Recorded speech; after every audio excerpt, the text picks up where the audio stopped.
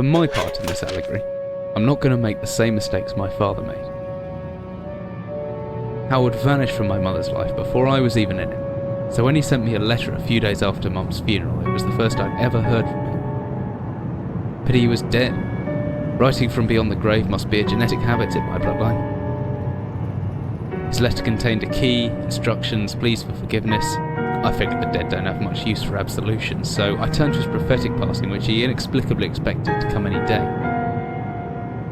Clearly averse to explanations, my father preferred to leave directions to a bank on Mayfair I'd never even heard of. In that bank was a safety deposit box in his name, and myself as executor.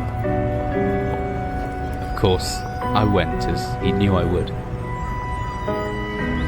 I discovered that despite the evidence, he'd been legally declared dead almost 30 years ago, and so the old book and collection of notes I found had, in the eyes of the law, been mine all this time.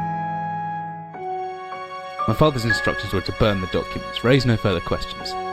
But that was his error. No man's immune to the shameful trappings of curiosity, and my humanity got the better of me.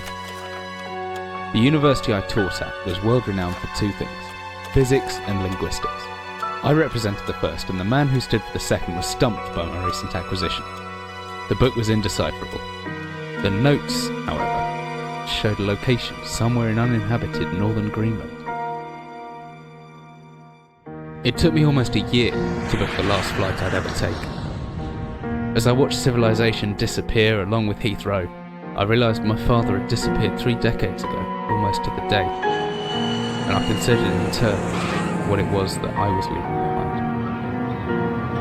We landed on a strip of ice a few feet wide, and within minutes I was pulling away on a chartered boat, beginning the 12-hour journey that would lead me into my past.